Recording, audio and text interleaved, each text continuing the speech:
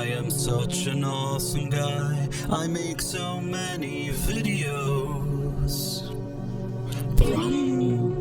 Hello there. Price of Reason here with a series review. It's no secret that I've been disappointed with the new Quantum Leap sequel series, but the Episode 7 Halloween episode is yet another example of just how the new show continues to fail where the original succeeded. Season 3 of the original series gave us a classic Halloween episode where Sam leaps into the house of a horror writer as multiple deaths occur around him. In an unexpected twist, it turns out that Al is actually not the hologram Al that we know, but rather a demon disguised as Al, warning Sam to stop putting right what he once put wrong. Sam then wakes up from a dream within his leap, and by using the information that he learned during his dream, he's able to stop the first death from ever happening, and then leap. In 1990, at the time of its release, this memorable Halloween episode worked well because of two main reasons. Number one, writing.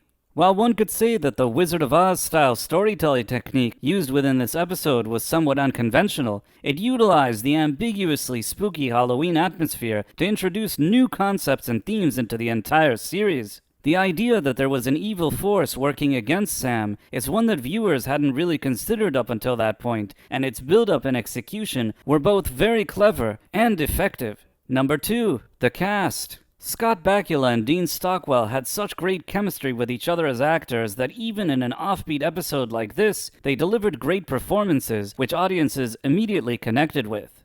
Now, in contrast, let's look at the sorry excuse of a Halloween episode brought to us by the new Quantum Leap series. The year is 1934, and Dr. Ben Song leaps into a priest that needs to do an exorcism on a little girl. Then he sees a demon, and after the girl's aunt ends up dead, he discovers that the girl's illness and demon are just part of a scheme by two family members looking to steal their aunt's inheritance. Ben also discovers that the demon isn't real, and that he only seemingly appeared due to Ben's accidental ingestion of hallucinogens. Ben's disappointed fiancée hologram has limited access to Ben this episode due to technical issues, so when she's not there, Ben imagines her helping him anyways because he's a loser.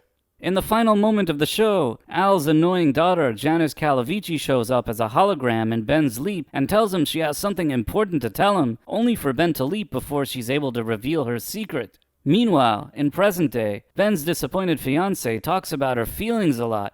Again! This time with her co-workers, because I guess that's the only thing that ever happens at this ridiculous Quantum Leap laboratory facility. Oh, and random office guy person now identifies as a cat.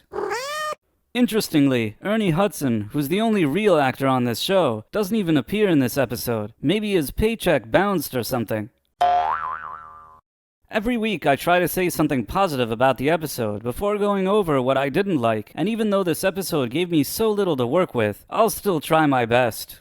Number 1. Raymond Lee. While I don't think Lee is particularly good in this role, I feel like in this episode he probably made his biggest effort to date, which is more than I could say about his co-stars. So he's still not great in my opinion, but if nothing else, he was at least better than usual. Number 2. Sets and costumes. Most of this episode takes place within a house in 1934, and I suppose that the house interior and the clothing that the people wear look okay. Not amazing, but at least passable. On the other hand, the few seconds of footage we see at the beginning of the house's exterior don't look that great, but they go by quickly, so maybe people aren't as likely to notice. Number 3. Encyclopedia scene.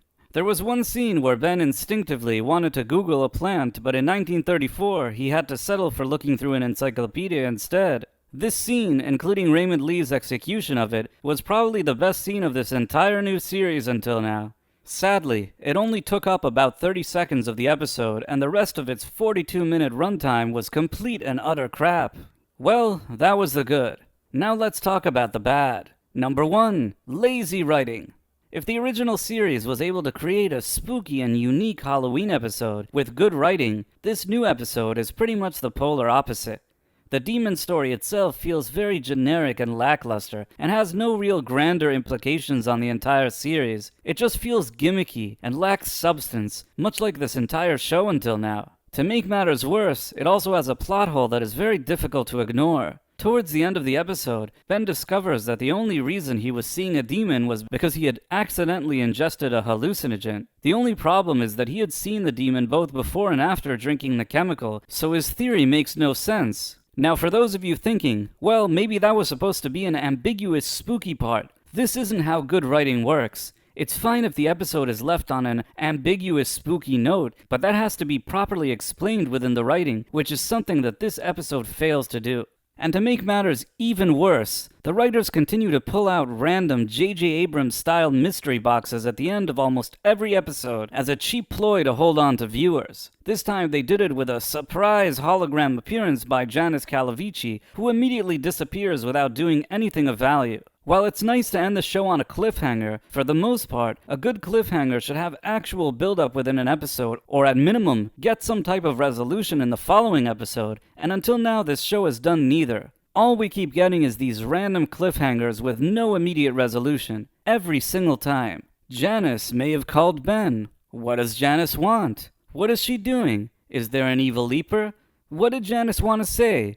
Always a question that leads to another question. It's basically like a carrot on a stick, but with storytelling, and we, the viewers, are the donkeys. It's manipulative and cheap, but more than anything, it's incredibly lazy. Now, I know some people may claim that Janice could have been the demon Ben kept seeing throughout the episode, and that the technical difficulties in present day had to do with her interference. But even if this is true, the writers don't get a pass for their poor writing, which ranges from not thorough to very sloppy. Number 2, present day. The events of present day feel even more filler than usual in this episode, and in the absence of Ernie Hudson, they're not even anchored by good acting. It's bad enough that this present day timeline is even explored on this series on a regular basis. It's even worse that neither of the writers nor the actors know what to do in these scenes. Also, once again, if showrunner Martin Giro wanted the viewers to take present-day events a bit more seriously, maybe he should have these people look and act a bit more like professionals, as expected from people that work at a top US government military facility that's being monitored by the Pentagon. Number 3, revisionist history.